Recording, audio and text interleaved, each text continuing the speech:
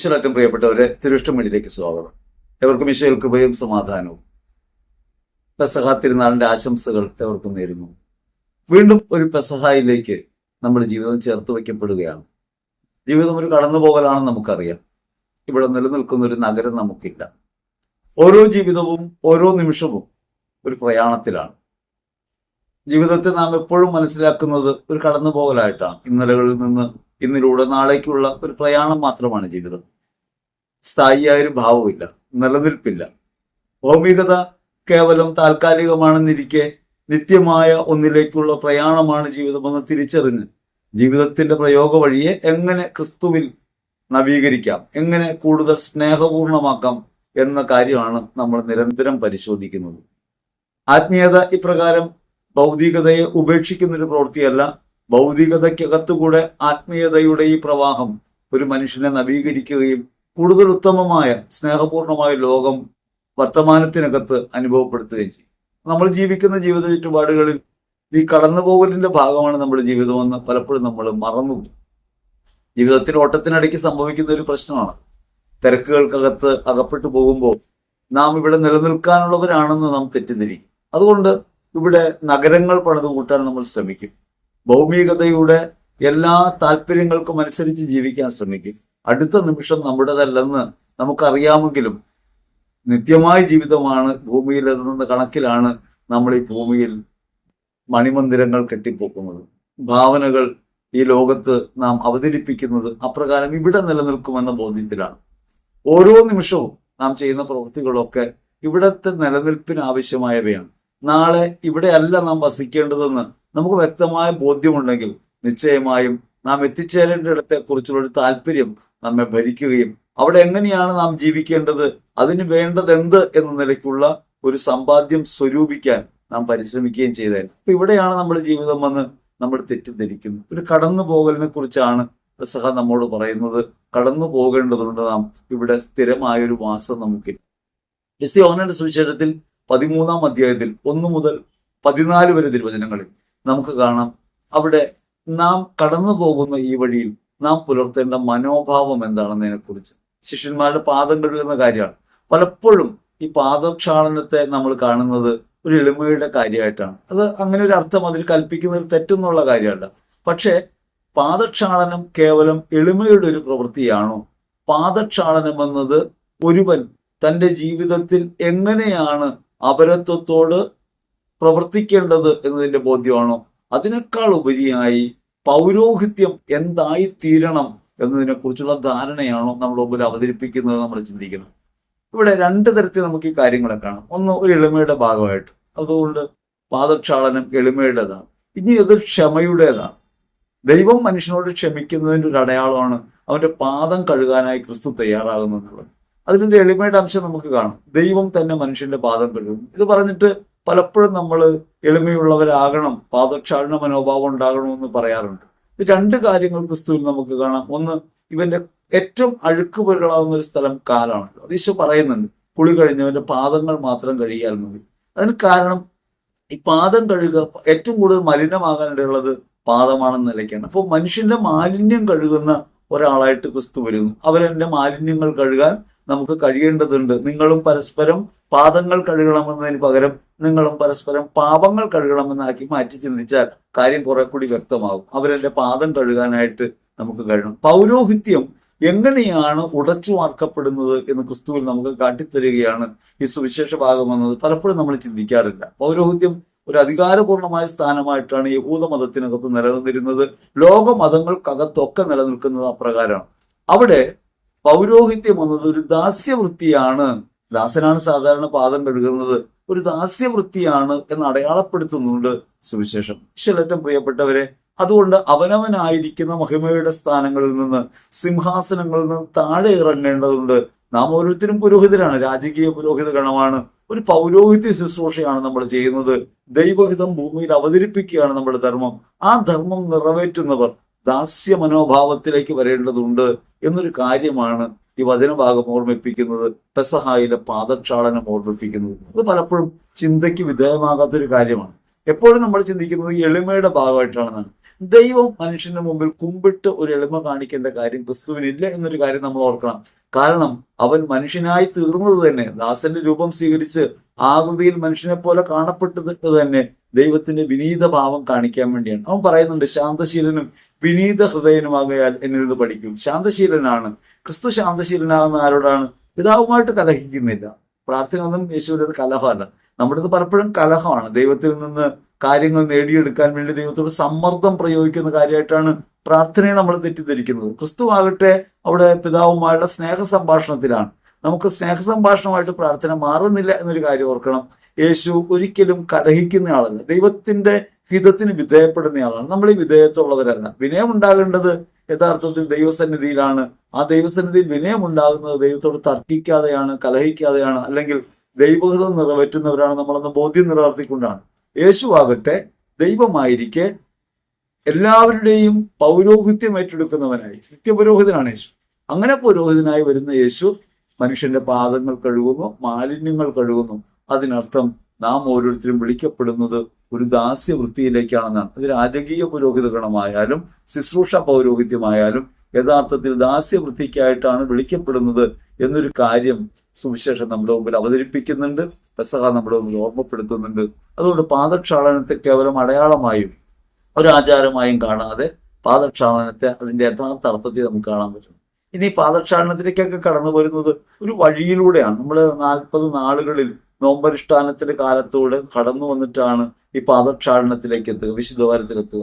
അങ്ങനെ എത്തുമ്പോൾ നമ്മൾ മനസ്സിലാക്കേണ്ടത് നമ്മുടെ ജീവിതത്തിന് ഇങ്ങനെ ഒരു ഒരുക്കം നൽകി, ജീവിതത്തിനകത്ത് അവരനു വേണ്ടി ശുശ്രൂഷ ചെയ്യുന്നവരാണ് നമ്മളെന്ന ബോധ്യം നിലനിർത്തി അവരനു വേണ്ടി മരിക്കുക എന്നതിലേക്ക് എത്തിച്ചേരുമ്പോഴാണ് ഈ കടന്നു പോകലിന്റെ വഴി പൂർണ്ണമാകുക. അതുകൊണ്ട് വളരെ ഗൗരവമായി നാം ആലോചിക്കേണ്ട കാര്യമാണ്, നാം ഏത് സ്ഥാനത്തായിരിക്കുന്നുവോ ആ സ്ഥാനത്ത് നിന്നും താഴെ ഇറങ്ങാനും ദാസ്യവൃത്തി അനുഷ്ഠിക്കാനും നാം വിളിക്കപ്പെടുന്നു. ക്രൈസ്തവ പൗരോഹിത്യം ക്രിസ്തുവിന്റെ നിത്യപൗരോഹിത്യവുമായിട്ട് ചേർന്ന് നിൽക്കുന്നതാണ്, അഥവാ അതിലുള്ള പങ്കാളിത്തമാണ്. അങ്ങനെയാണെങ്കിൽ ഓരോ പുരോഹിതനും ദാസ്യവൃത്തിയിലാണ് എന്നൊരു ഓർമ്മപ്പെടുത്തലാണ് യഥാർത്ഥത്തിൽ ഈ പാദക്ഷാളന കർമ്മം നൽകുക. മറ്റൊന്നു കൂടിയുണ്ട് അവിടെ, ഈ പരസ്പരം പാപങ്ങൾ കഴുകുക. പാദങ്ങൾ കഴുകുക എന്ന് വെച്ചാൽ മാലിന്യമുള്ളത് പാദത്തിലാണ്. പാദം കഴുകുക, മാലിന്യങ്ങൾ കഴുകുന്നവരായി പരസ്പരം പാപക്ഷമയുടെ പ്രവൃത്തി ചെയ്യുന്നവരായി നമ്മൾ മാറണം എന്നൊരു ഓർമ്മപ്പെടുത്തൽ ഈ പാദക്ഷാളന കർമ്മത്തിലുണ്ട്. ഈ പാദക്ഷാളനത്തിലൂടെ കടന്നു പോയിട്ട് ഈശോ ചെയ്യുന്നത് സ്വയം മുറിച്ചു വിളമ്പാണ്. മത്തായി സുവിശേഷത്തിൽ 26-ാം അധ്യായത്തിൽ 26 മുതൽ 30 വരെ തിരുവചനങ്ങളിൽ നമ്മൾ കണ്ടുമുട്ടുന്നത് ഇങ്ങനെ സ്വയം മുറിച്ചു വിളമ്പുന്ന ഒരാളെയാണ്. ഈശോ ജീവിതത്തിൽ നമുക്ക് നൽകുന്ന പാഠം തന്റെ ജീവിതം തന്നെ അവതരിപ്പിച്ചുകൊണ്ടാണ്. പാപക്ഷമയ്ക്ക് ശേഷം അവരന് വേണ്ടി ഭക്ഷണമായി മാറുന്ന ഒരാളായിട്ട് ക്രിസ്തു അവതരിപ്പിക്കപ്പെടുന്നു. അവരന്റെ പാപങ്ങൾ ക്ഷമിക്കുകയും അവരന് ജീവൻ ഉണ്ടാകാൻ വേണ്ടി സ്വയം അപ്പമായി മാറുകയും ചെയ്യുന്ന ഒരുവനാണ് ക്രിസ്തു. ക്രിസ്തു ഈ പാഠം നമ്മുടെ മുമ്പിൽ അവതരിപ്പിക്കുന്നു. ഇനി നമ്മൾ ഇങ്ങനെ ചിന്തിക്കുമ്പോൾ ഈ കടന്നുപോകലിനെ കുറിച്ചുള്ള ഒരു ധാരണ നമുക്കുണ്ടാകണമെങ്കിൽ, ജീവിതത്തെ അപ്രകാരം മനസ്സിലാക്കണമെങ്കിൽ പഴയ നിയമത്തിൽ നിന്ന് ആരംഭിക്കണം. പഴയ നിയമത്തിൽ നമുക്ക് കാണാം, പുറപ്പാട് സംഭവത്തിൽ ഒരു കടന്നുപോകലുണ്ട്. ഈജിപ്തിന്റെ അടിമത്വത്തിൽ നിന്ന് ഇസ്രായേൽ കാനാൻ ദേശത്തേക്കുള്ള ഒരു കടന്നുപോകൽ വരുന്നു. ആ കടന്നുപോകലിന്റെ നാന്ദിയാണ് പെസഹ, ആദ്യത്തെ പെസഹ. പുറപ്പാട് പുസ്തകത്തിനകത്ത് നമുക്കത് കാണാം. അവിടെ പറയുന്നുണ്ട്, നിങ്ങൾ 12-ാം അധ്യായത്തിൽ 1 മുതൽ 20 വരെ തിരുവചനങ്ങളിൽ അവിടെ കാണാം എങ്ങനെയാണ് പെസഹ ആചരിക്കേണ്ടത്. പെസഹ ആചരണത്തിനകത്ത് അവിടെ പറയുന്ന കാര്യങ്ങൾ ഓർക്കണം. അവിടെ ഒരു ആട്ടിൻകുട്ടി ഉണ്ടായിരിക്കണം. ആ ആട്ടിൻകുട്ടിയെ 10 ദിവസം മുൻപ് കൊണ്ടുവന്ന് അവിടെ സൂക്ഷിക്കണം. എന്നിട്ട് ആ ആട്ടിൻകുട്ടിയെ കൊന്ന് അതിനെ ചുട്ടു ഭക്ഷിക്കണം. മാതളനാരകത്തിന്റെ ചില്ലകൾക്കകത്ത് വെച്ചാണ് ഇങ്ങനെ ആട്ടിൻകുട്ടികളെ ചുട്ടു ഭക്ഷിക്കുന്നത്. എന്നിട്ട് അതിൽ രക്തമെടുത്ത് കട്ടിലക്കാലുകളിൽ പുരട്ടണം. കട്ടിലക്കാലുകളിൽ രക്തം കാണുമ്പോൾ സംഹാരദൂതൻ അവരെ കടന്നു പോകും, അവരെ ഉപദ്രവിക്കില്ല. ബാക്കിയുള്ള ഇസ്രായേലിലെ ആദ്യജാതന്മാരെല്ലാം സംഹാരദൂതൻ സംഹരിക്കും. അങ്ങനെയാകുമ്പോൾ ഇവർ പോകാനായിട്ട് ഫറവോ അനുവദിക്കും. ഇതിനകത്ത് നമുക്ക് കാണാവുന്ന ഒരു കാര്യം, ഒരു കുഞ്ഞാട് ഇങ്ങനെ ബലിയർപ്പിക്കപ്പെടുന്നുണ്ട്, കൊല്ലപ്പെടുന്നുണ്ട്. ആ കൊല്ലപ്പെടുന്ന കുഞ്ഞാടിന്റെ പൂർണ്ണ രൂപമാണ് ക്രിസ്തു, അല്ലെങ്കിൽ അതിന്റെ യാഥാർത്ഥ്യ രൂപമാണ് ക്രിസ്തു. ഈ പ്രതീകത്തിൽ നിന്ന് യാഥാർത്ഥ്യത്തിലേക്ക് കിടക്കണം. അങ്ങനെ ക്രിസ്തു ലോകത്ത് അവതരിക്കുന്നു, അല്ലെങ്കിൽ ക്രിസ്തുവിൽ പാപവിമോചനം സാധ്യമാകുന്നു എന്നതിന്റെ നാന്ദിയായിട്ട് ഈ ആടിനെ നമുക്ക് കാണാൻ പറ്റണം. പെസഹായ്ക്ക് കൃത്യം 6 ദിവസം മുമ്പ് ക്രിസ്തു ബഥാനിയായി വരുന്നതായിട്ട് യോഹന്നാൻ സുവിശേഷം 12-ാം അധ്യായത്തിൽ നമുക്ക് കാണാൻ പറ്റും. അവിടെ ഈ കുഞ്ഞാട് തന്നെയാണ് ഈ കുഞ്ഞാടെന്ന് പറയാൻ വേണ്ടിയാണ്. അപ്പൊ ഒരു കുഞ്ഞാടുണ്ട് പെസഹായി. ഇനി മാത്രമല്ല, അവരുടെ ഈ അർപ്പണ രീതിയെക്കുറിച്ച് നമ്മൾ മനസ്സിലാക്കേണ്ടതുണ്ട്. പെസഹ അർപ്പണം ആണ്ടുതോറും ആചരിക്കേണ്ട ഒരു കാര്യമായിട്ട് ഓർമ്മപ്പെടുത്തുന്നു. എന്തുകൊണ്ടാണ് ആണ്ടുതോറും ഇത് ആചരിക്കപ്പെടേണ്ടി വരുന്നത്? ആചരണങ്ങളൊക്കെ എന്തിനു വേണ്ടിയാണെന്ന് ചോദിച്ചാൽ പലപ്പോഴും നമ്മൾ ഇതൊക്കെ വിട്ടുപോകും, ഓർമ്മയിൽ നിന്ന് പോകും. 2000 വർഷം മുമ്പ് ക്രിസ്തു കുരിശിൽ മരിച്ചു എന്നത് ഒരു കേവല ഓർമ്മയായിട്ട് അവശേഷിക്കാനല്ല, ജീവിതത്തിനകത്ത് ഉൾച്ചേർന്നൊരു കാര്യമായിട്ട്, ഒരു നിഗൂഢമായ ഒന്നായിട്ട് അനുഭവിക്കാനാണ് സഭ നമ്മെ വിളിക്കുന്നത്. നൂറ്റാണ്ടുകളായി പാരമ്പര്യമായി നമ്മൾ ആചരിച്ചു പോരുന്ന ഒരു ആചാരം എന്ന നിലയ്ക്കല്ല, ക്രിസ്തു രഹസ്യത്തിനകത്ത് നമ്മുടെ ജീവിതത്തെ ഉൾച്ചേർക്കുകയും നമ്മുടെ ജീവിതത്തിന്റെ കടന്നുപോകലിനെ ക്രിസ്തുവിലുള്ള കടന്നുപോകലായി, നിത്യതയിലേക്കുള്ള കടന്നുപോകലായി തിരിച്ചറിഞ്ഞ് ക്രിസ്തുവിലുള്ള ജീവിതം നവീകരിക്കപ്പെട്ട ഒന്നായി ലോകത്ത് അവതരിപ്പിക്കാൻ വേണ്ടിയാണ്. ഇങ്ങനെ ഒരു കാര്യം അതിനകത്തുണ്ടോ എന്ന് കാണണം. അപ്പൊ പഴയ നിയമത്തിൽ ഇങ്ങനെ നിങ്ങൾ എങ്ങനെയാണ് ഭക്ഷിക്കേണ്ടത്, അരമുറുക്കി ചെരുപ്പ് ധരിച്ച് കയ്യിൽ വടി പിടിച്ചുകൊണ്ട് നിങ്ങളിത് ഭക്ഷിക്കണം, തിടുക്കത്തിൽ ഭക്ഷിക്കണം, പുളിപ്പില്ലാത്ത അപ്പമായിരിക്കണം, കൈപ്പുള്ള ഇലകൾ കൂട്ടി ഭക്ഷിക്കണം എന്നൊക്കെ പറയുന്നത് അവിടെ നിന്നിടത്ത് തടങ്ങുന്ന, ഈജിപ്ത് എന്ന് പറഞ്ഞാൽ ഒരു പാപത്തിന്റെ ലോകം നിലയ്ക്കാണ് അവതരിപ്പിക്കുക. പഴയ നിയമം അടിമത്തത്തെക്കുറിച്ച് പറയുന്നു. ആ അടിമത്തം യഥാർത്ഥത്തിൽ പാപത്തിന്റെ അടിമത്തമാണെന്ന് പുതിയ നിയമകാലത്ത് നമുക്കറിയാം. അപ്പോൾ പാപത്തിന്റെ അടിമത്തത്തിലായിരുന്ന ഒരു ജനം ഈ പാപത്തോട് താല്പര്യമുള്ളവരായി മാറും. അവർക്ക് ഇസ്രായേലിന്റെ ഇറച്ചിച്ചട്ടി വിടാൻ കഴിയില്ല, ഇസ്രായേലിന്റെ താല്പര്യങ്ങൾ വിടാൻ കഴിയില്ല. അടിമയാണ്, അടികൊണ്ടാണ് ജീവിക്കുന്നത്. പക്ഷെ അവർക്കത് ഉപേക്ഷിക്കാനുള്ള വൈമുഖ്യമുണ്ട്. പടിപടിയായി അതിൽ നിന്ന് വിടുവിക്കുന്നതിന്റെ അടയാളമായിട്ടാണ് പറയുന്നത് പുളിപ്പില്ലാത്ത അപ്പം. അപ്പത്തിന് പുളിപ്പുണ്ടാവുന്നതാണ് രുചിയുള്ളത്. അപ്പൊ രുചിയുടെ ലോകത്ത് നിന്ന് മോചനം ഉണ്ടാകണം. കൈപ്പുള്ള ഇലകൾ ഭക്ഷിക്കണം. സാധാരണ നമുക്ക് കൈപ്പുള്ള ഇലകളെ കുറിച്ച് ഒരു ഭക്ഷ്യയോഗ്യമായിട്ടോ രുചിക്ക് ഉപകരിക്കുന്നതായിട്ടോ കരുതുമോ? ഇല്ല. ഇനി മാംസമായിട്ട് ചുട്ട് ഉപയോഗിക്കണം, കറിവെച്ചല്ല. വെള്ളത്തിൽ വേവിക്കലെന്ന് ആദ്യം പറയുന്നുണ്ട്, പിന്നെ വെള്ളത്തിൽ വേവിക്കാമെന്നൊക്കെ ക്രമേണ ആചരണങ്ങളിൽ വരുന്നുണ്ടെങ്കിലും യഥാർത്ഥത്തിൽ ചുട്ട് കഴിക്കണമെന്ന് പറയുന്നത് രുചിയില്ലാതെ, അതായത് ഇന്ദ്രിയപരമായ താല്പര്യങ്ങളിൽ നിന്ന് വിമോചനം പ്രാപിക്കുന്നതിൻ്റെ ഒരു അടയാളം നമുക്ക് പഴയ നിയമ ഭാഗത്ത് കാണാം. അപ്പൊ അടിമയാക്കി വെക്കുന്ന ലോക താല്പര്യങ്ങളിൽ നിന്ന് നാം വിടുതൽ പ്രാപിക്കുകയും അങ്ങനെ നിരന്തരമായി ക്രിസ്തുവിൽ യാത്രയിലാണ് നമ്മളെന്ന ബോധ്യം നമുക്ക് നിലനിൽക്കുകയും വേണം. നമ്മളൊരു യാത്ര ആരംഭിച്ചു, മാമോദീസയിൽ ആരംഭിച്ച യാത്രയാണ്, ആ യാത്ര തുടരുകയാണ് എന്നൊരു ബോധ്യം നമുക്ക് നിലനിൽക്കണം. ആ ഒരു ബോധ്യമാണ് നമുക്ക് നിലനിൽക്കേണ്ടതെന്ന് ഓർമ്മപ്പെടുത്തലാണ് പുറപ്പാട് സംഭവം നമ്മുടെ മുമ്പിൽ അവതരിപ്പിക്കുന്നത്. ഇനി മലാഖി പ്രവചനത്തിൽ പറയുന്നുണ്ട്, നിങ്ങളെ ഈ ബലി അർപ്പിക്കുമ്പോൾ അശുദ്ധമായ ഹൃദയത്തോടെ, വിഭജിതമായ ഹൃദയത്തോടെ അത് അർപ്പിക്കരുത്.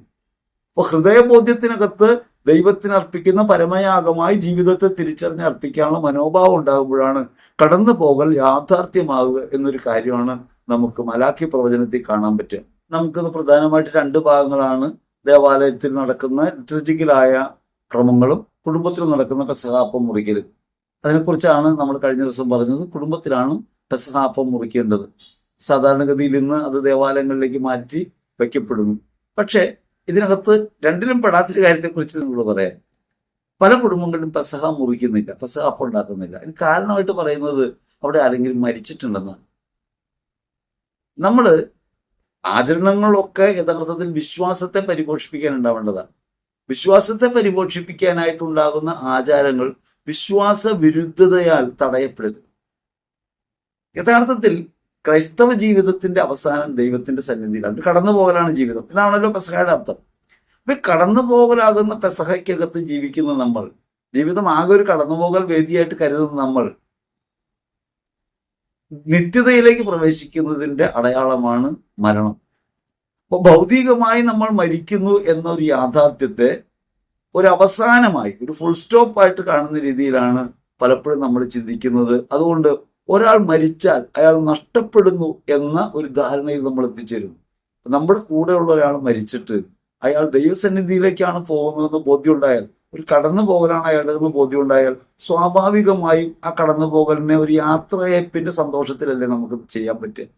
ദൈവത്തിലേക്ക് കടന്നു പോകാൻ വന്നവരാണ് നമ്മളെല്ലാവരും. അതിലൊരാൾ കടന്നു പോകാം.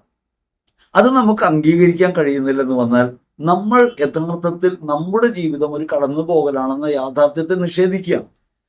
നമ്മൾ വിപ്രവാസികളാണെന്നും ഇവിടെ ശാശ്വതമായ നഗരമില്ലെന്നും നമ്മൾ ക്രിസ്തുവിൽ ഒന്നായിത്തീരേണ്ടതാണെന്നും നിത്യതയിലേക്കുള്ള യാത്രയിലാണെന്നും ആ യാത്രയുടെ ഭാഗമായ ജീവിതമാണ് ഭൂമിയിൽ നയിക്കുന്നതെന്നും വിശ്വാസപരമായി നിലനിൽക്കേണ്ട ബോധ്യത്തെ തട്ടിക്കളഞ്ഞിട്ടാണ് ദുഃഖത്തിന്റെ പേരിൽ നമ്മൾ പെസഹ ആചരണത്തെ മുടക്കുന്നത്. പെസഹായെ നിഷേധിക്കുക എന്ന് പറയുമ്പോൾ നമ്മൾ ചെയ്യുന്ന പ്രവൃത്തി യഥാർത്ഥത്തിൽ നമ്മുടെ ക്രൈസ്തവ ജീവിതത്തിന്റെ മൂല്യം എന്താണെന്നും എന്താണ് പരമമായ ലക്ഷ്യമെന്നും മറന്നുപോകുന്നു. അതുകൊണ്ട് പെസഹ ആരെങ്കിലും മരിച്ചിട്ടുണ്ട്, കുടുംബത്തിൽ പ്രിയപ്പെട്ടവരുടെ വേർപാടുണ്ടാവുമ്പോൾ സാധാരണ രീതിയിൽ സങ്കടം ഉണ്ടാവും, മാനുഷികമായ സങ്കടം ഉണ്ടാവും. മാനുഷികമായ സങ്കടത്തെ നമ്മൾ അതിജീവിക്കുന്ന എവിടെ വെച്ചിട്ടാണ്? മാനുഷികമായ സങ്കടങ്ങൾക്ക് ഉപരിയായി നിൽക്കുന്ന ഒരു കാര്യമുണ്ട്. അതൊരു നിത്യതയിലേക്കുള്ള കടന്നുപോകലാണെന്ന് ബോധ്യമാണ്, ഒരു പ്രത്യാശയുടെ ലോകമാണ്. അതുകൊണ്ട് മരിക്കുന്നവർ നഷ്ടപ്പെടുകയില്ലെന്നും അവർ ദൈവസന്നിധിയിലേക്ക് യാത്രയാവുകയാണെന്നും നമുക്ക് ഉറപ്പിക്കാൻ കഴിഞ്ഞാൽ മാത്രമേ, 1 കൊരിന്ത്യർ ലേഖനത്തിൽ 15-ാം അധ്യായത്തിൽ 12 മുതലുള്ള തിരുവചനങ്ങൾ പറയുന്നുണ്ട്. ക്രിസ്തു മരിച്ചവർ ഉയർത്തുമെന്ന് നിങ്ങൾ വിശ്വസിക്കുന്നുവെങ്കിൽ മരിച്ചവർക്ക് ഉദ്ധാനമില്ലെന്ന് നിങ്ങൾ കരുതുന്നത് എങ്ങനെയാണ്? മരിച്ചവർക്ക് ഉദ്ധാനമില്ല എന്നാണ് നിങ്ങൾ കരുതുന്നതെങ്കിൽ ക്രിസ്തുവും ഉയർപ്പിക്കപ്പെട്ടിട്ടില്ല, നിങ്ങളുടെ വിശ്വാസം വ്യർത്ഥമായി പോകും. അപ്പൊ നമ്മുടെ വിശ്വാസത്തിന്റെ അടിസ്ഥാന ബോധ്യമായ കടന്നുപോകലിനെ കുറിച്ച് നമ്മൾ ഓർക്കുന്ന പെസഹ ആചരിക്കാൻ ഒരാളുടെ മരണമോ വേർപാടോ കാരണമായി മാറുന്നുവെങ്കിൽ നിശ്ചയമായിട്ടും മനസ്സിലാക്കണം, വിശ്വാസത്തിനകത്ത് നമുക്ക് ഉറപ്പ് ലഭിച്ചിട്ടില്ല. ജീവിതത്തിൽ നമ്മൾ കാണേണ്ടത് ഈ ലോകത്തല്ല ഉറപ്പുള്ള ജീവിതം. ഈ ലോകത്തെ ജീവിതം ഭാവി ലോകത്തേക്കുള്ള ജീവിതത്തിനു വേണ്ടിയുള്ള ഒരുക്കത്തിന്റെ സ്ഥലമാണ്. ആ ഒരുക്കമാണ് ജീവിതത്തിൽ അവരെ സ്നേഹിക്കാൻ അവനവനെ ഉപേക്ഷിച്ചുള്ള ജീവിതം വഴി നമുക്ക് കാഴ്ചവെക്കേണ്ടത്.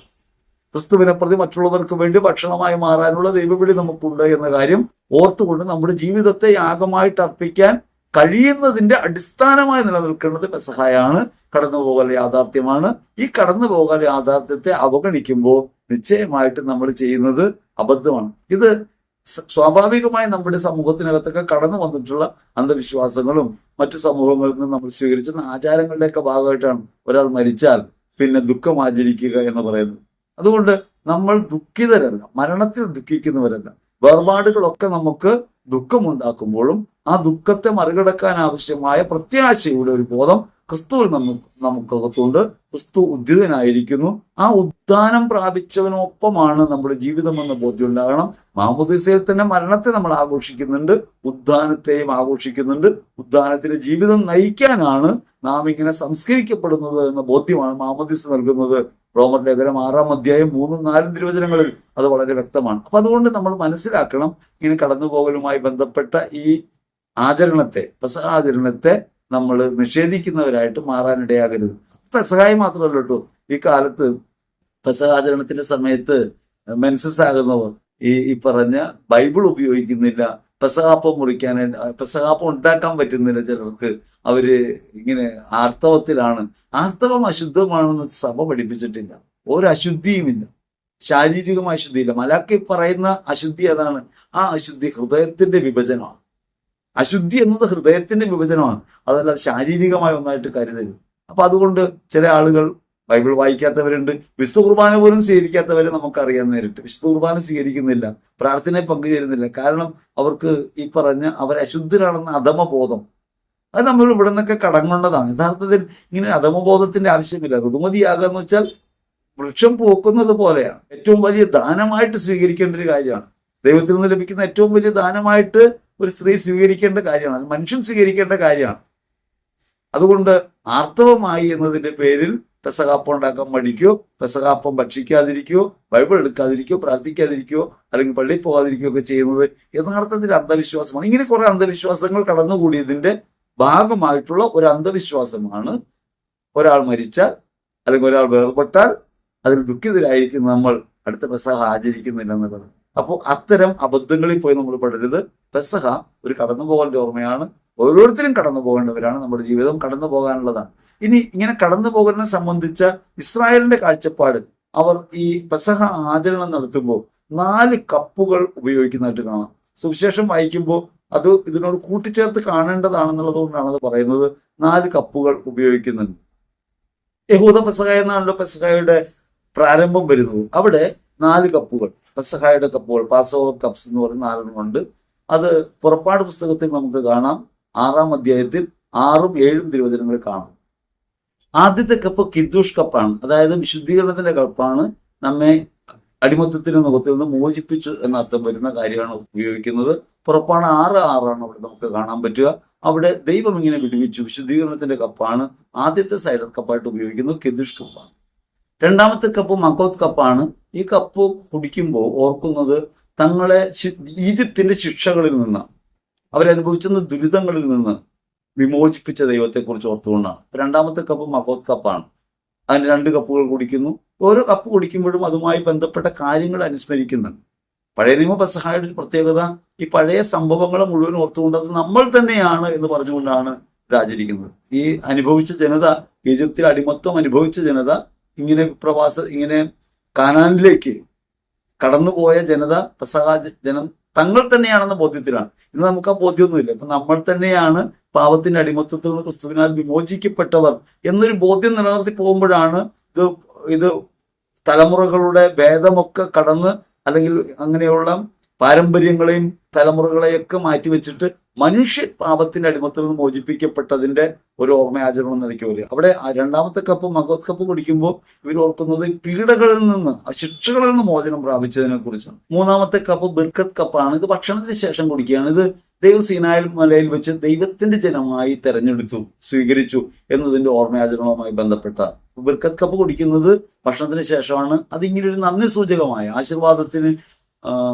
ആശീർവാദത്തിൻ്റെതായ ഒരു അനുഭവമായിട്ടാണ്. അതായത് തങ്ങൾ ദൈവം സ്വീകരിച്ചു, സ്വന്തം ജനമായി സ്വീകരിച്ചതിന്റെ ഓർമ്മയായിട്ടാണ്. നാലാമത്തെ കപ്പ് ഹല്ലേൽ കപ്പാണ്. അതായത് ദൈവം കാനാൻ ദേശത്തേക്ക് കൊണ്ടുപോയി, ദൈവം നിന്റെ വാഗ്ദാനത്തിലേക്ക് കൊണ്ടുപോയി എന്നതിനെ ഓർമ്മപ്പെടുത്തുന്ന ഇങ്ങനെ 4 കപ്പുകളാണുള്ളത്. ഈ 4 കപ്പുകളുടെ പെസഹായുടെ ഒരു ആചരണമാണ് യഥാർത്ഥത്തിൽ സഹിയോൻ ശാലയിൽ അരങ്ങേറുന്നത്. ഈശോ പറയുന്നു, എനിക്കൊരു പെസഹ ആചരിക്കാനുള്ള ഒരു കടന്നുപോകലുണ്ട്. ആ കടന്നുപോകൽ മനുഷ്യവംശത്തിന് മുഴുവൻ കടന്നുപോകലാണെന്ന് തിരിച്ചറിയണം. അത് കേവലമായി ക്രിസ്തു മാത്രം നടത്തുന്നൊരു കടന്നുപോകലല്ല. ഇനി അതെങ്ങനെയാണ്, അങ്ങനെ എല്ലാവരുടേതും കൂടിയാണ് ഈ കടന്നുപോകൽ എന്നത് എങ്ങനെയാണ് യാഥാർത്ഥ്യമാകുന്നതെന്ന് നോക്കാം. മത്തായി സുവിശേഷത്തിൽ 26-ാം അധ്യായത്തിൽ 26-ാം തിരുവചനത്തിൽ അവർ ഭക്ഷിച്ചുകൊണ്ടിരിക്കുമ്പോൾ യേശു അപ്പം എടുത്ത് ആശീർവദിച്ച് കൃതജ്ഞതാസ്തോത്രം ചെയ്ത് മുറിച്ച് അവർക്ക് കൊടുത്തുകൊണ്ട് പറയാണ്, ഇതിന്റെ ശരീരമാണ്, വാങ്ങി ഭക്ഷിക്കുക. മലയാളം ബൈബിൾ നമ്മൾ ഇങ്ങനെയാണ് കാണുന്നത്. അവിടെ ഈശോ ഈ അപ്പം എടുത്ത് ഉയർത്തിയപ്പോൾ തന്റെ കടന്നുപോകലിനെ കുറിച്ച് മാത്രമാണ് പറയുന്നതെന്നൊരു ധാരണയാണ് പൊതുവിൽ നമുക്കുള്ളത്. യേശു കടന്നു പോകുന്നതിന് മുമ്പായി യേശുവിന്റെ പെസഹ ആചരിക്കാനുണ്ടെന്ന് പറയുന്നു. എന്നിട്ട് അപ്പം എടുത്ത് മുറിക്കുന്നു. ആ അപ്പം ശിഷ്യന്മാർക്ക് കൊടുത്തുകൊണ്ട് ഇത് വാങ്ങി ഭക്ഷിക്കുമെന്ന് പറയും. യഥാർത്ഥത്തിൽ യേശു ആ അപ്പം എടുത്ത് ഉയർത്തുമ്പോൾ പറഞ്ഞ വാക്ക് ഗ്രീക്ക് ബൈബിളിൽ സോമ എന്നാണ്. സോമ എന്ന ഈ പദത്തിന്റെ അർത്ഥം ദി ഓൾ ബീയിങ് എന്നാണ്, സമസ്തവും എന്നാണ്. അതായത് he took the all being and said, അവൻ അപ്പം എടുത്ത് എന്ന് പറയുന്നതിന് പകരം he took the all being, അവൻ സമസ്തവും കയ്യിലെടുത്ത് പറഞ്ഞു, ഇതെന്റെ ശരീരമാവുന്നു. അതായത് പഴയ ലോകത്ത് നിന്ന് ഒരു പുതിയ ലോകത്തേക്കുള്ള കടന്നുപോകലാണ്, സമസ്തത്തിന്റെയും കടന്നുപോകലാണ് ക്രിസ്തുവിൽ നിറവേറുന്നത് എന്ന് സാരം ഓർക്കണം. ഇത് കേവലമായി ക്രിസ്തു പീഡാസഹനത്തിനു മുമ്പ് അർപ്പിച്ച ഒരു പെസഹാചരണമായിട്ടും ഒരു അപ്പം മുറിക്കലായിട്ടും പകർന്നു കൊടുക്കലായിട്ടും മാത്രം കരുതിയാൽ എനിക്കും നിങ്ങൾക്കും അതിൽ ഭാഗഭാഗിത്വമില്ലാണ്ടായി. നമ്മൾ സാധാരണ പഠനങ്ങളിലും വ്യാഖ്യാനങ്ങളിലും കേൾക്കുന്നതിലൊക്കെ എപ്പോഴും ഇങ്ങനെ യേശു പീഡകൾക്ക് മുമ്പ് സ്വയം അർപ്പിച്ചു, അപ്പം മുറിച്ച് ശിഷ്യന്മാർക്ക് കൊടുത്തു എന്ന കാര്യത്തിൽ ലളിതമായിട്ട് ഒതുക്കാനാണ് ശ്രമിക്കുന്നത്. വാസ്തവത്തിൽ ഈ സോമ എന്ന വാക്കിന്റെ പ്രാധാന്യം അതാണ്. He took the all being, അവൻ സമസ്തവും കയ്യിലെടുത്തിട്ട് പറഞ്ഞു, വാങ്ങി ഭക്ഷിക്കുക. ഈ സമസ്തവും കടന്നു പോകുന്നൊരു മാർഗമാണ് ക്രിസ്തുവിന്റെ കടന്നുപോകൽ. അപ്പൊ പെസഹാർപ്പണത്തിനകത്ത് ക്രിസ്തു നടത്തുന്നത് ദൈവജനത്തിന്റെ കടന്നുപോകൽ എന്ന നിലയ്ക്കുള്ള പരിമിതമായ പാരമ്പര്യ സ്വരൂപമല്ല, സമസ്തവും പിതാവിലേക്ക് കടന്നു പോകുന്നതിന്റെ മാനുഷികതയുടെ പ്രാകൃതികതയുടെ എല്ലാ പരിമിതികളിൽ നിന്നും അനശ്വരതയിലേക്ക് മനുഷ്യത്വം പ്രവേശിക്കുന്നതിന്റെ, പാപത്തിന്റെ അടിമത്വത്തിൽ നിന്ന്, ലോകത്തിന്റെ അടിമത്വത്തിൽ നിന്ന്, പിശാചിന്റെ അടിമത്വത്തിൽ നിന്ന്, അടിമ മുഖങ്ങളുടെ എല്ലാ ചങ്ങലകളും പൊട്ടിച്ച് മനുഷ്യത്വം ദൈവത്തിലേക്ക് പ്രവേശനം ചെയ്യുന്നത് തന്നിലൂടെ സാധ്യമാകുന്നതിനെ കുറിച്ചാണ് ക്രിസ്തു പറയുന്നത്. He took the all being and said, this is my body, ഇതെന്റെ ശരീരമാണ്. സമസ്തവും കയ്യിലെടുത്തിട്ട് പറയാണ്, ഇതെന്റെ ശരീരമാണ്. ഈ ശരീരം ക്രിസ്തു ഭക്ഷണമായി നൽകുന്നു. അങ്ങനെ ഭക്ഷണമായി നൽകുന്നതിലൂടെ അപരജ്ഞ ഭക്ഷണമായി മാറുകയാണ് കടന്നുപോകലിന്റെ രസതന്ത്രമെന്ന് അല്ലെങ്കിൽ രീതിശാസ്ത്രമെന്ന് ക്രിസ്തു പഠിപ്പിക്കുക. പെസഹായി പ്രകാരം മനസ്സിലാക്കുമ്പോഴാണ് കുർബാനയെ നമുക്ക് മനസ്സിലാവും. ഞാൻ എന്നെ അവരിനുള്ള ഭക്ഷണമായി മുറിച്ചു വിളമ്പുന്നു. ഈശോ നമുക്കൊഴിയാൻ കഴിയാത്ത വിധം നമ്മെ അതിൽ ഉൾക്കൊള്ളിക്കുന്നുണ്ട്. It to the all being, അവൻ സമസ്തം എടുത്തു. അപ്പൊ നമ്മൾ അതിനകത്തായി. ആ അപ്പം നമ്മളാണ്. അങ്ങനെ നമ്മൾ കൂടി ചേരുന്ന ഈ അപ്പം എടുത്തിട്ട് പറയുകയാണ്, വാങ്ങി ഭക്ഷിക്കുവിൻ, ഇതെന്റെ ശരീരമാണ്. അങ്ങനെ സ്വന്തം ശരീരമാണ് സമസ്തവും എന്ന് പ്രഖ്യാപിക്കുകയും ആ സ്വന്തം ശരീരം അവരന് ഭക്ഷണമായി കൊടുക്കേണ്ടതാണെന്ന പാഠം പഠിപ്പിക്കുകയും ഈ ശരീരമാണ് പിറ്റേന്ന് കുരിശിൽ തറയ്ക്കപ്പെടുന്നത്. അങ്ങനെ മനുഷ്യവിമോചനം തന്റെ ശരീരാർപ്പണത്തിലൂടെ സാധ്യമാകുന്നു, ജീവാർപ്പണത്തിലൂടെ സാധ്യമാകുന്നു എന്ന തത്വം വെളിപ്പെടുത്തുന്നതിലൂടെ അവരന് ഭക്ഷണമായി മാറുന്ന ക്രിസ്തുവിന്റെ യാഗത്തിൽ ഭാഗഭാഗിത്വമുള്ളവരാണ് നാം എന്ന പരമാർത്ഥത്തെ ഓർമ്മിപ്പിക്കുകയും നമ്മുടെ ജീവിതം അപ്രകാരം നാം വിനിയോഗിക്കുമ്പോഴാണ് അത് നമുക്ക് അനുഭവമാകുക എന്ന് പഠിപ്പിക്കുകയും കൂടി ചെയ്യുകയാണ് പെസഹ ആചരണം. ഇതിന് ഈ നിലയ്ക്ക് കണ്ടില്ലെങ്കിലുള്ള കുഴപ്പമെന്ന് വെച്ചാൽ ഇത് നമ്മളിൽ നിന്ന് അകന്നു നിൽക്കും. പെസഹ ആചരിക്കുന്നത് അകന്നു നിൽക്കും. പലപ്പോഴും അങ്ങനെയല്ലോ, പള്ളിയിൽ നടക്കുന്ന കാര്യം, വീട്ടിൽ നടക്കുന്ന കാര്യം, ഇതൊന്നും എൻ്റെ ജീവിതവുമായിട്ട് യാതൊരു ബന്ധമില്ലാണ്ടായിപ്പോ. ഇപ്പൊ എൻ്റെ വ്യക്തി ജീവിതത്തിനകത്ത് ഞാനിത് അനുഭവിക്കുന്നത് സമസ്തവുമായി ഉൾച്ചേർക്കപ്പെട്ട അപ്പമായി ക്രിസ്തു ഉയർത്തുകയും അത് സ്വന്തം ശരീരമായി പ്രഖ്യാപിക്കുകയും ചെയ്തതിലൂടെ ക്രിസ്തു ശരീരമായി മാറിയിട്ടുണ്ടെന്നും ക്രിസ്തു ഇത് അപരത്വത്തിന് ഭക്ഷണമായി നൽകിയപ്പോ ഈ ധർമ്മത്തിലേക്ക് ഞാനും എടുത്തു വയ്ക്കപ്പെട്ടിട്ടുണ്ടെന്നും ക്രിസ്തു ഇങ്ങനെ കടന്നു പോകുന്നതിന്റെ അടയാളം നമ്മുടെ ജീവിതത്തിൽ നിരന്തരാനുഭവമായി മാറേണ്ടതാണെന്നും വചനഭാഗം നമ്മെ പഠിപ്പിക്കുന്നുണ്ട്. ഇങ്ങനെ നമ്മൾ അതിനകത്തേക്ക് ആഴ്ന്നിറങ്ങിയാൽ മാത്രമേ നമ്മുടെ ജീവിതത്തിൽ നാം ചെയ്യുന്ന പ്രവൃത്തികൾക്കും നമ്മുടെ ജീവിതത്തിന് കടന്നു പോകുന്ന അർത്ഥം ഉണ്ടാവും. നാം കടന്നുപോയിക്കൊണ്ടിരിക്കുകയാണ്. ഓരോ നിമിഷവും നാം നിത്യതയിലേക്കുള്ള യാത്രയിലാണ്. ഇവിടെ നിലനിൽക്കുന്ന നഗരമില്ല. ഈ നിമിഷം നിങ്ങളോട് സംസാരിക്കുന്നു. ഈ സംസാരം കടന്നുപോകലിന്റെ ഭാഗമാണ്. ഒരു കടന്നുപോകലല്ലാതെ ജീവിതത്തിൽ സ്ഥായിയായിട്ടൊന്നുമില്ല. ഇവിടെ നിലനിൽക്കുന്ന നഗരമില്ല. വിപ്രവാസികളാണെന്ന് വിശുദ്ധ പത്രോസിലെ നമ്മെക്കുറിച്ച് പറയുന്നുണ്ട്. നമ്മൾ വിപ്രവാസികളാണ്, നിലനിൽക്കുന്ന നഗരമില്ല. അപ്പൊ അതുകൊണ്ട് ഈ ഭൂമിയിലാണ് നമ്മുടെ സ്ഥായി ഭാവമെന്ന് തെറ്റിദ്ധരിക്കുന്ന മാനുഷികതയുടെ പരിമിതിയെ മറികടക്കാൻ ഒരു പെസഹായുടെ ഓർമ്മ നിരന്തരം നമ്മെ പ്രേരിപ്പിക്കേണ്ടതുണ്ട്. അതാണ് പെസഹ ആചരണത്തിന്റെ കാതലായിട്ടുള്ളത്. ഞാനും നിങ്ങളും ഒരു കടന്നു പോകലിനാണ്.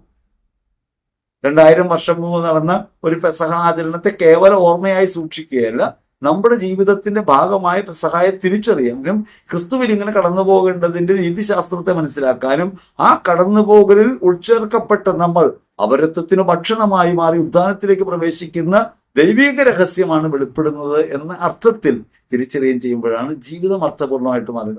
അല്ലെങ്കിൽ ജീവിതത്തിന് അർത്ഥം എന്താ ഉള്ളത്? കഷ്ടപ്പെട്ട് പാടുപെട്ട് ഈ ലോകത്ത് കുറെ കാലം ജീവിച്ച് നശിച്ച് മണ്ണടിയുന്നവരായി മാത്രം പോകുന്ന കേവല പ്രതിഭാസമായി മനുഷ്യനെ നമുക്ക് കരുതാൻ പറ്റൂ. മനുഷ്യത്വത്തിന്റെ മഹനീയതയെ ഉയർത്തിപ്പിടിക്കുന്ന ഒരു കടന്നുപോകലിനെ കുറിച്ചാണ് സുവിശേഷം നമ്മോട് പറയുന്നത്. ഇനി രണ്ടാമത് നമുക്ക് മനസ്സിലാകുന്ന ഒരു കാര്യം, അവിടെ ഈ കടന്നുപോകലിനായിട്ട് അർപ്പിക്കപ്പെടുന്ന എന്താണ്? യഥാർത്ഥത്തിൽ നമുക്ക് നമ്മുടെ തൊട്ടടുത്തുള്ള ആളുകൾക്ക് കൊടുക്കാൻ പറ്റുന്ന, വാങ്ങി ഭക്ഷിക്കും എന്ന് പറഞ്ഞ് കൊടുക്കാൻ പറ്റുന്ന എന്താണ്? അത് നമ്മുടെ ജീവിതമാണ്. ശരീരം നമുക്ക് കൊടുക്കാൻ പറ്റില്ലല്ലോ. അപ്പൊ നമ്മൾ നമ്മുടെ ജീവിതത്തിൽ കൊടുക്കുന്നത് നമ്മുടെ ജീവിതമാണ്. അപ്പമായിട്ട് ജീവൻ നമുക്ക് അങ്ങനെ കൊടുക്കാൻ പറ്റില്ല. ജീവൻ കൊടുത്താൽ തീർന്നില്ല. ജീവൻ കൊടുക്കുന്നത് കുരിശിലാണ് യേശു. അവിടെ ഈ അപ്പം കൊടുക്കുന്നു. അപ്പം കൊടുക്കുമ്പോൾ യേശു പറയാണ് വാങ്ങി ഭക്ഷിക്കുന്നു. ജീവിതമാണ്. അതുകൊണ്ട് നമ്മുടെ ജീവിതത്തെ ഈ പെസഹ അപ്പമായി കാണാനും ഇത് മുറിച്ചു വിളമ്പുന്നതിലൂടെ അപരത്വത്തിന് നൽകപ്പെടുമ്പോഴാണ് നമ്മൾ ജീവിതത്തിന്റെ തടവറയിൽ നിന്ന്, അല്ലെങ്കിൽ നശ്വര ജീവിതത്തിന്റെ ഈ പരിമിതിയിൽ നിന്ന് അനശ്വരതയിലേക്ക് പ്രവേശിക്കുക എന്ന കാര്യം നാം ഓർക്കണം. നമ്മുടെ ജീവിതം അർത്ഥപൂർണമാകുന്ന അപ്പോഴാണ്. രണ്ടാമത് യേശു പാനപാത്രം എടുത്ത് കൃതജ്ഞതാസ്തോത്രം ചെയ്തവർ കൊടുത്തുകൊണ്ട് പറഞ്ഞു, ഇതെന്റെ രക്തമാണ്, വാങ്ങിക്കുടിക്കുവിൻ. അനേകരുടെ പാപങ്ങൾക്ക് മോചനമാകുന്ന രക്തമാണിത്, നിങ്ങളിത് വാങ്ങിക്കുടിക്കുവിൻ. ഈ അനേകരുടെ പാപങ്ങൾക്ക് മോചനമാകുന്ന എന്താണ്? പാപങ്ങൾക്ക് മോചനമാകുന്ന എന്താണ്?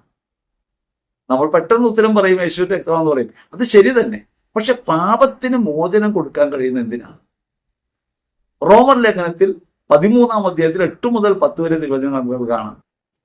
സ്നേഹം സകല പാപങ്ങളെയും മറയ്ക്കും. പാപത്തെ കഴുകുന്നത് സ്നേഹമാണ്. യേശു കുരിശിൽ രക്തം ചിന്തിയപ്പോ, നമുക്ക് വേണ്ടി മരിച്ചപ്പോ യേശു രക്തം ചിന്തിയതാണ് നമ്മൾ കാണുന്നത്. യേശുവിന്റെ സ്നേഹപ്രവൃത്തിയുടെ പാരമ്യമാണ് രക്തം ചിന്തൽ. അവൻ രക്തം ചിന്തിയപ്പോ പാരമ്യമാണ്. നമ്മൾ സ്നേഹിക്കുന്നതിന്റെ അടയാളം, അവസാനത്തെ അടയാളം. അതിന് കൂടുതൽ അടയാളം കാണിക്കാൻ കഴിയില്ല. യേശു തന്നെ പറഞ്ഞിട്ടുണ്ട്, സ്നേഹിതർക്ക് വേണ്ടി ജീവൻ അർപ്പിക്കുന്നതിനേക്കാൾ വലിയ സ്നേഹമില്ല.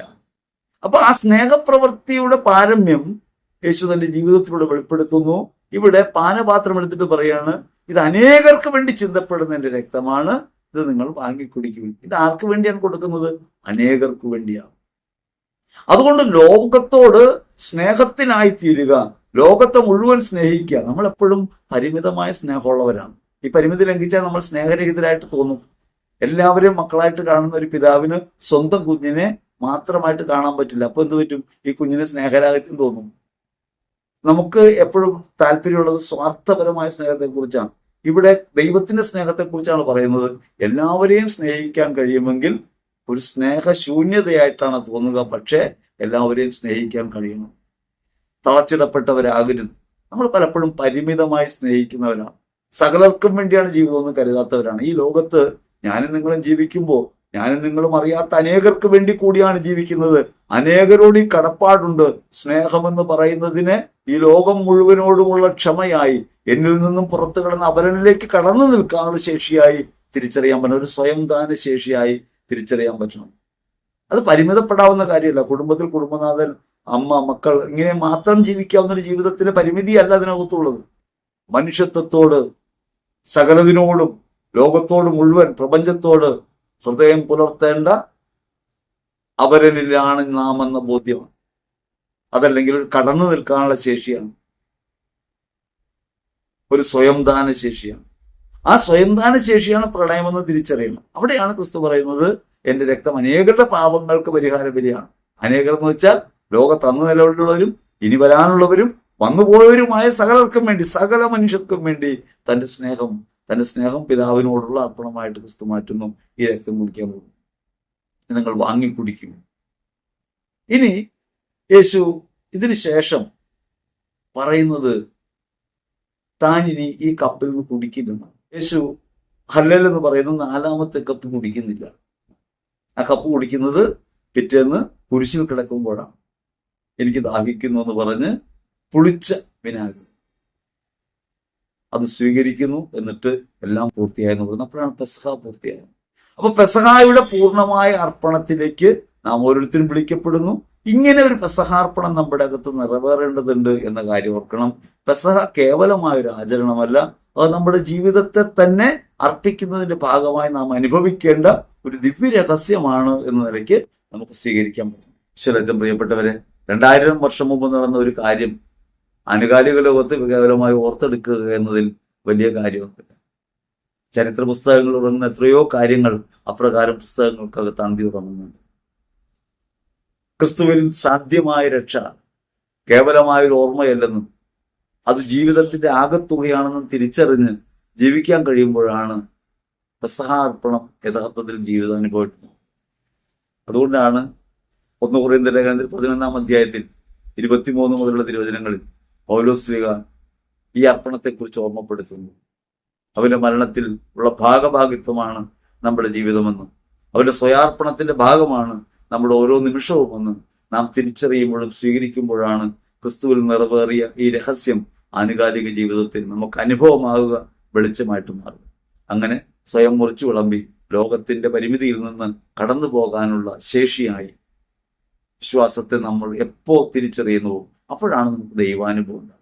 ആ ദൈവാനുഭവത്തിന്റെ മേഖലയിലേക്ക്, ആത്മാവിന്റെ ഉയർച്ചയിലേക്ക് ഈ പെസഹ ആചരണങ്ങൾ നമ്മെ എത്തിക്കട്ടെ എന്ന് ഹൃദയപൂർവ്വം ആശംസിക്കുന്നു. പെസഹായുടെ നന്മകൾ വിപ്രവാസി എന്ന നിലയ്ക്ക് കടന്നുപോകലിലാണ് എന്ന ബോധ്യത്തിൽ നിലനിന്ന് ക്രിസ്തുവിനെ പ്രതി അവരിന് വേണ്ടി യാഗമായി മാറാനുള്ള ജീവാർപ്പണത്തിന്റെ വേദി എന്ന നിലയ്ക്കുള്ള പെസഹായുടെ ഓർമ്മകൾ. ഒപ്പം അവരെന്റെ പാപങ്ങൾ കഴുകുന്നു, മറ്റുള്ളവരുടെ അടിമയാണ് നമ്മളെന്ന ബോധ്യത്തിൽ മറ്റുള്ളവരെ ശുശ്രൂഷിക്കുന്നവരായി മാറാൻ പ്രാപ്തരാക്കുന്ന ആത്മാവിന്റെ അധിക ശക്തിയും ബലവും. ഈശോ പറഞ്ഞതുപോലെ, ഞാൻ ആരുടെ പാദം കഴുകുന്നുവോ അവനുമായിട്ട് മാത്രമേ എനിക്ക് ഭാഗഭാഗിത്തുള്ളൂ. അങ്ങനെ ക്രിസ്തുവിനാൽ പാപക്ഷമ സ്വീകരിച്ചവരെന്ന നിലയ്ക്ക് ക്രിസ്തുവുമായി ബന്ധമുള്ളവരെന്ന ബോധ്യത്തിലേക്ക് വളരാൻ ആത്മാവിന്റെ അധിക കൃപ നമ്മെ നിരന്തരം സഹായിക്കട്ടെ എന്ന് ഹൃദയപൂർവ്വം പ്രാർത്ഥിക്കുന്നു. ആമേൻ.